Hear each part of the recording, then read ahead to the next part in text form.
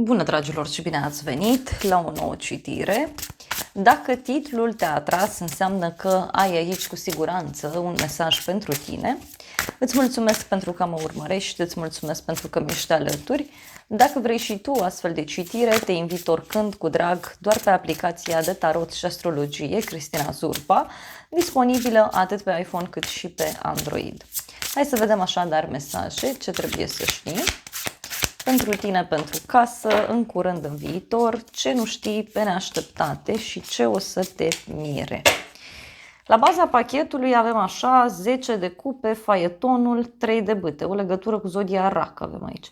Deci avem o primă bucurie, o primă victorie, poate să fie cineva care vrea să-ți vină în vizită sau poate tu te gândești să faci o călătorie împreună cu membrii familiei. Mai văd aici, bineînțeles, și o relație la distanță, poate să fie o relație bună pe care o ai cu un membru din familie care e în alt oraș sau în altă țară. Alții poate chiar în acest moment așteptați niște rude să vă vină în vizită sau poate voi vă gândiți să mergeți undeva. E o perioadă, uite, cu 10 de cupe în care îți faci tot felul de idealuri, da? Deci e un moment, uite, de glorie, e un moment de bucurie. Unii poate aveți un eveniment foarte mare în familie sau în cercul de prieteni. Pentru tine avem pajul de spade, ești într-o perioadă în care înveți foarte mult, citești, studiezi, poate este și o perioadă în care ai tot felul de curiozități pentru sufletul tău și tot pajul de spade poate să reprezinte și o perioadă în care tu începi să vezi lucrurile mult mai clar.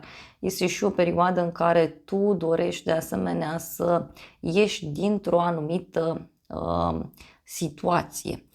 Poate să fie și faptul că vrei să analizezi cu atenție ceva anume. Și într-o perioadă așa de noi începuturi, simt eu să-ți transmit. Hai să vedem ce spune și acest tarot pentru tine.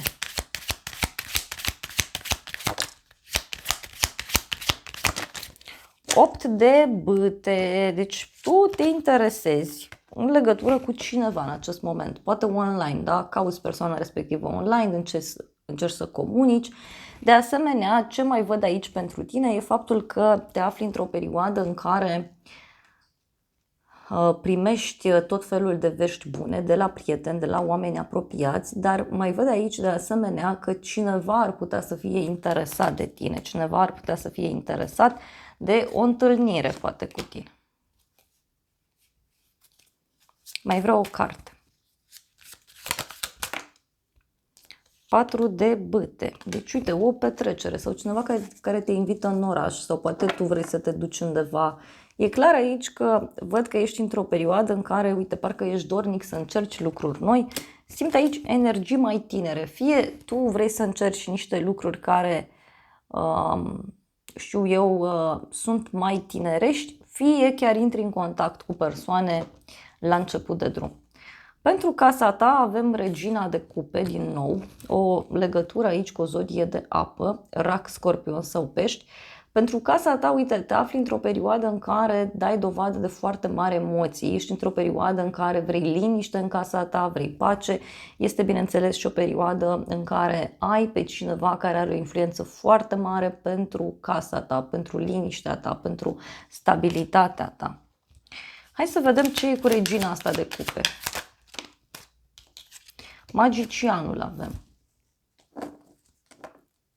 Deci cineva care, știu eu, te ajută la diferite treburi, mai poate să însemne și cineva care se pregătește să vină către tine, poate să fie și o persoană care poate, știu eu, se simte mințită, trădată din punct de vedere emoțional.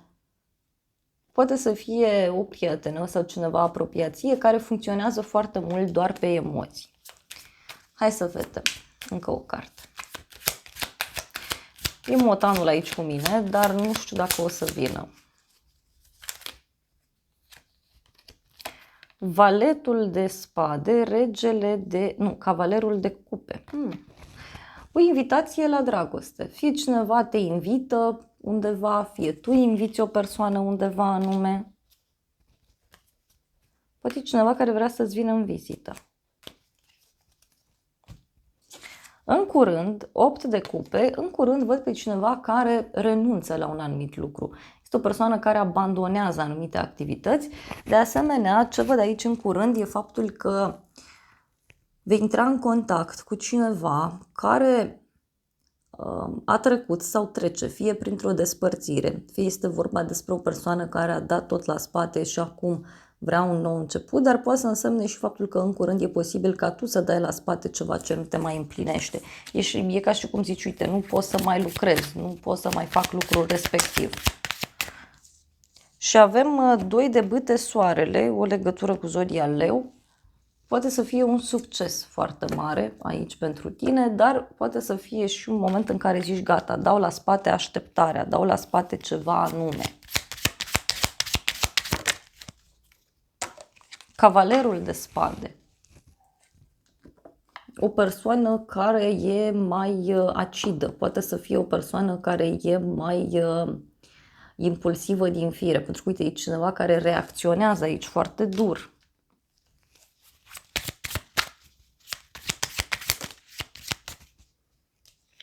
Șapte de bâte. Mai văd un personaj curajos în curând. Cineva care, poate știu eu, dă la spate ceva ce are de făcut și vine către tine cu viteza luminii. În viitor avem 7 de monede. În viitor văd aici că vei avea niște discuții referitoare la bani, la economiile tale, poate vei aștepta niște bani.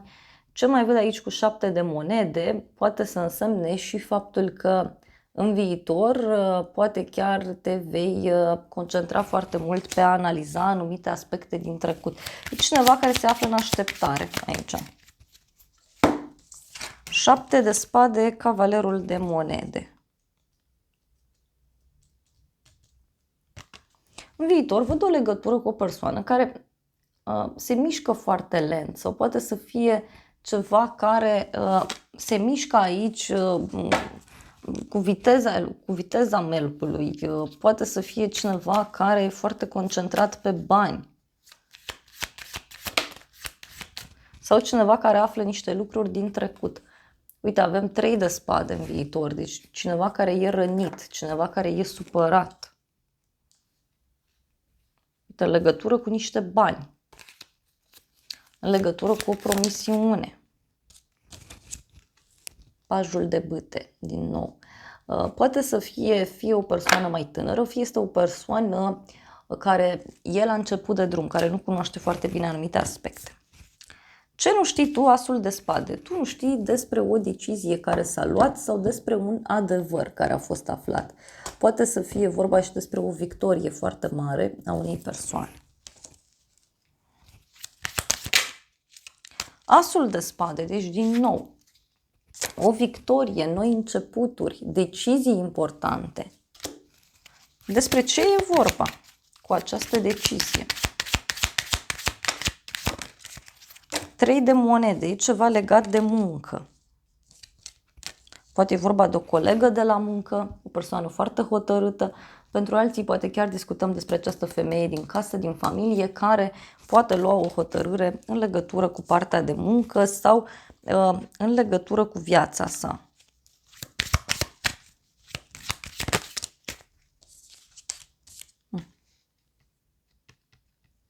Este o persoană care e hotărâtă să învețe mai mult, să lucreze mai mult, poate să însemne și o hotărâre care s-a luat undeva în jurul tău și care are legătură cu un proiect. Mai vreau o carte.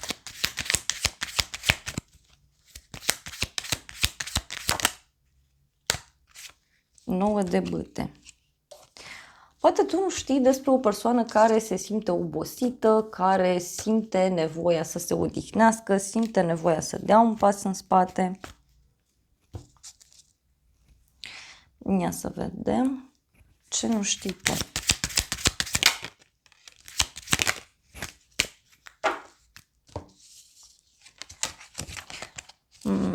Persoana asta nu mai știe ce să creadă sau persoana aceasta nu mai știe ce anume să spună. Deci vorba de o femeie din viața ta care nu e foarte sigură pe sine.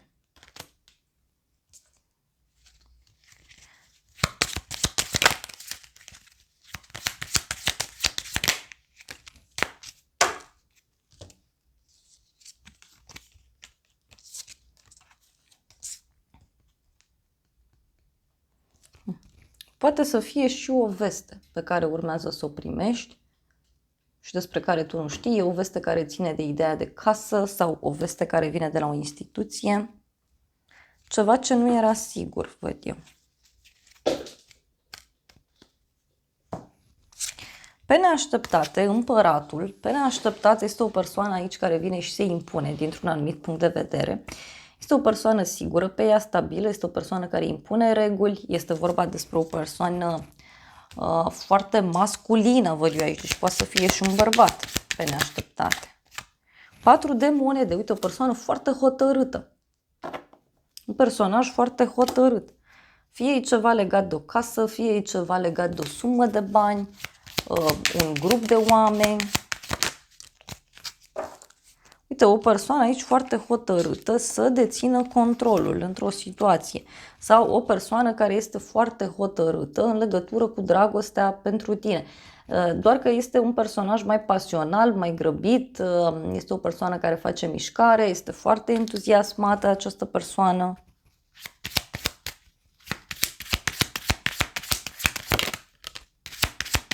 Pe neașteptate, judecata. Deci pe neașteptate persoana asta poate să dorească să te revadă.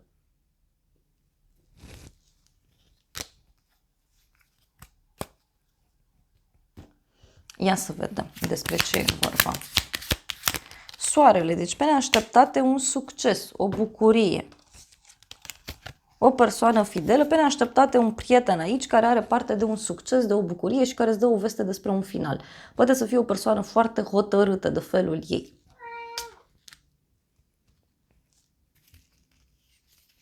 Mai vreau o carte, pe neașteptate. Uite, un bărbat aici. O veste de la acest bărbat. Deci un om foarte hotărât. Ce o să te mire? 5 de monede. Da? O problemă de sănătate a cuiva sau cineva care se simte singur, abandonat. Poate este o persoană care simte nevoia să dea un pas în spate. Poate să fie și o persoană care are probleme, poate financiare. Ce o să te mire? Ia să vedem. Turnul. 3 de bâte, turnul. Cineva care, nu știu, cade în gol, da? Parcă e cineva care are parte de o surpriză foarte mare legată de un drum. Sau cineva care foarte rapid va trece printr-un moment foarte transformator, da? E o veste trăsnet, o alegere bruscă. Ce o să te mire? 7 de cupe, regina de monede. O legătură cu o zodie de pământ, Taur, Fecioară, Capricorn. Poate să te mire aici faptul că cineva reacționează într-un mod dur și are legătură fie cu sănătatea, fie cu o sumă mare de bani. Unii poate așteptați un răspuns important privind sfera financiară. Dar e ceva legat și de o femeie. E cineva care și-a făcut iluzii, a făcut tot felul de promisiuni. Și poate are legătură cu o persoană care se află într-un cuplu, pentru că avem Marele Preot și îndrăgostiții. O legătură cu zodia Gemeni, zodia Taur. Aici ce o să te mire? Cineva care abandonează ceva, cineva care dă la spate un anumit lucru.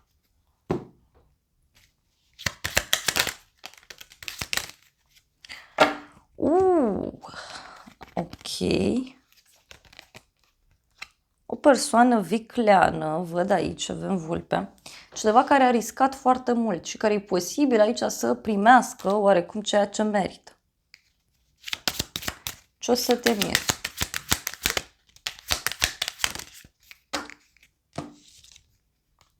Avem dragostea și femeia, da? Deci, poate e vorba de o surpriză în dragoste pentru tine.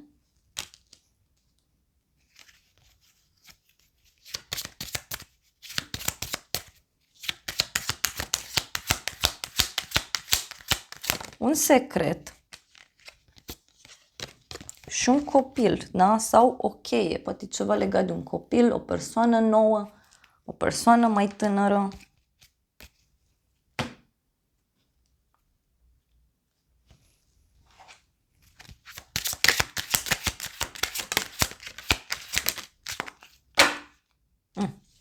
Am întrebat din nou ce o să te mire și avem așa, norii, vulpea și surpriza. Deci o surpriză mare aici legată de o inamică sau de un inamic. E o persoană vicleană, e o persoană care fie trece prin niște momente complicate, fie persoana aceasta își poate arăta adevărata față și asta chiar să te surprindă. Uite, pentru că sunt niște măști aici. Și e ceva legat de un drum, e ceva legat de niște bani, e ceva ce a mers până acum, dar acum nu mai merge.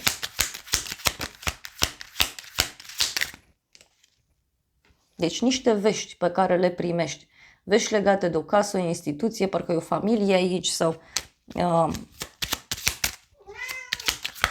pentru unii pot fi și niște vești care apar și care țin, uite, de o mutare, de o schimbare. Doar că e cineva aici care, uite, caută mai multe informații, cineva care e interesat sau interesată de ceva, e o persoană care pune lupa și află ceva destul de surprinzător. Să vedem ce zice și tarotul meu. Tarotul meu zice așa, despre o persoană vicleană cu ceartă și boală. Deci, poate surpriza are legătură cu un personaj viclean din jurul tău de care afli. Sau o persoană din jurul tău care se demască singură. Sau poate persoana asta are niște probleme. E un personaj mai viclean, mai ciudat.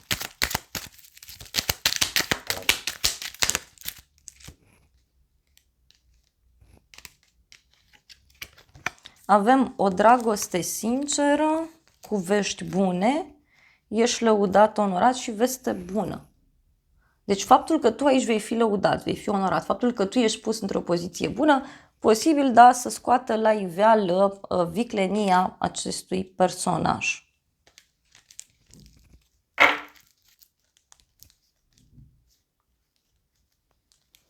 Avem cunoștințe noi, oameni noi pe care îi cunoști.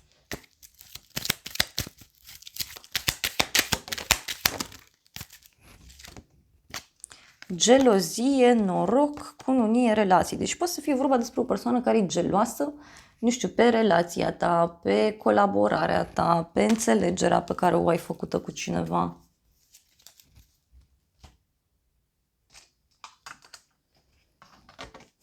Hai să vedem și acest oracol ce spune. Wow, avem aici un bărbat foarte sigur pe el, un bărbat de succes sau un lider și avem aici magie blestem. Deci e cineva care fie încearcă să te convingă de un anumit lucru, fie discutăm despre o persoană care a fost mințită, a fost trădată și afli despre aceste lucruri.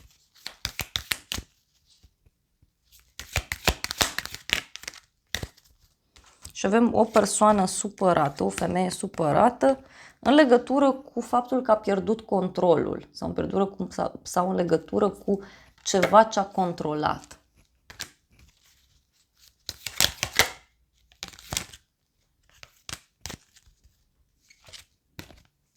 Dar avem succes, mândrie, angajament, mireasă și relocare sau casă. Deci e ceva ce se rezolvă aici și legat de o moștenire sau legat de o casă, poate să fie. Provocări, noutăți și dorință.